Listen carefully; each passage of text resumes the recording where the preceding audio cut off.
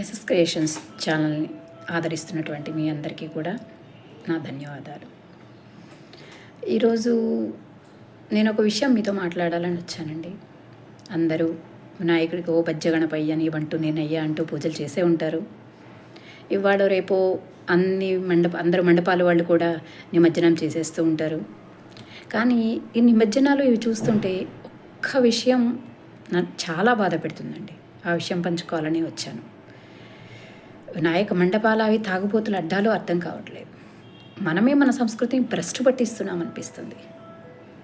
చందా కోసం పీక్కు తింటున్నారు. కనీసం మనం చేసే పనుల్లో ఎంతవరకు మంచి ఉందనేది మనం ఒక్కసారి ఆలోచించుకోవాలి కదా. మనం చూసే మన పిల్లలు కూడా చేస్తున్నారు.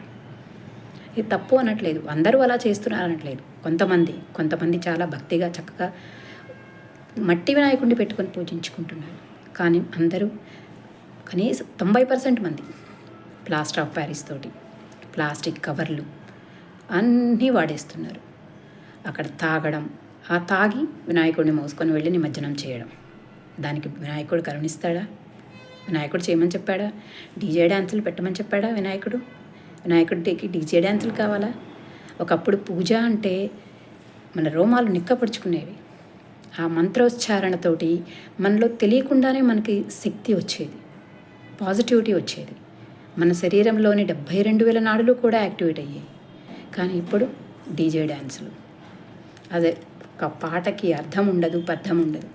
అది వినాయకుడు అడిగాడా అండి? మనం చేసేది కరెక్ట్ అని మనకు అనిపిస్తుందా?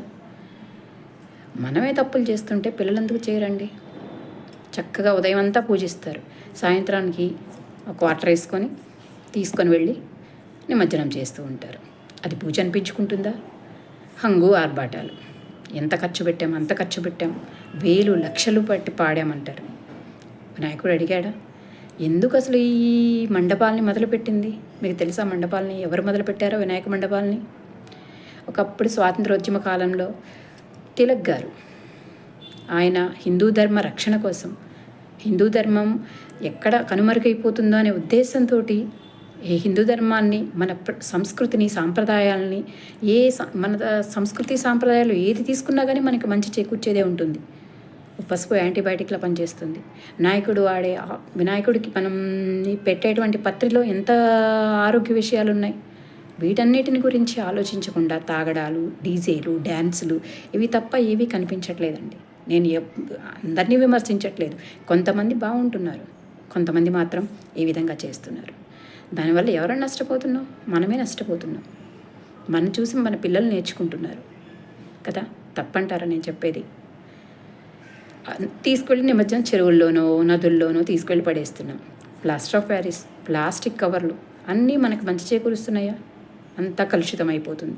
అది మొత్తం శుభ్రం చేయాలంటే ఎంత కష్టమవుతుంది. సాగర్లో వినాయక నిమజ్జనం చేయొద్దు అన్నారని చెప్పేసి కొంతమంది ఫైర్ అయిపోయారు. ఎందుకు నిమజ్జనం చేయాలండి? అక్కడ చక్కగా ఒక పసుపు గణపతిని పెట్టుకోండి, ఓ మట్టి గణపతిని పెట్టుకోండి, మీ పెరట్లో నిమజ్జనం చేసుకోండి. ఎవరు కాదన్నారు? వినాయకుడు కొడతాడా? ఇంత పెద్దవి చేయమని చెప్పేసి వినాయకుడు అడిగాడా అండి? మన ఆధ్యాత్మికతని మనమే పాడు చేసుకుంటున్నాం. భక్తి ఏం కనిపించట్లేదు అక్కడ, అంగు ఆర్భాటాలే కనిపిస్తున్నాయి. దానికోసం మళ్ళీ వేలు లక్షలు ఖర్చులు పెట్టడాలు. కనీసం వినాయక నవరాత్రులు అయిపోయాయి, దసరా నవరాత్రులు వస్తున్నాయి. కనీసం ఆలోచించండి. మన హిందూ ధర్మాన్ని కాపాడాలి అంటే మన ఇంట్లో మనం చేసుకోవాలి, నలుగురితో పాటు కలవాలి, మనం తీసుకొచ్చింది నలుగురితో పంచుకోవాలి. అదేనండి దేవుడు చెప్పింది. అంతేకాని లక్షల కోట్లు పెట్టి చేయమని చెప్పేసి దేవుడు అడగలేదు. నన్ను ప్లాస్టర్ ఆఫ్ ప్యారిస్ తోటి చేసి నన్ను నిమజ్జనం చేయండి అని వినాయకుడు అడగలేదు. కనీసం ఈ దసరా నవరాత్రుల్లో అయినా సరే చక్కగా మట్టి విగ్రహాలని పెట్టండి. సాధ్యమైనంత వరకు ప్లాస్టిక్ కవర్లు ఇవన్నీ వాడడం తగ్గించుకోండి. మనల్ని మనం రక్షించుకుందాం, మన సమాజాన్ని రక్షించుకుందాం.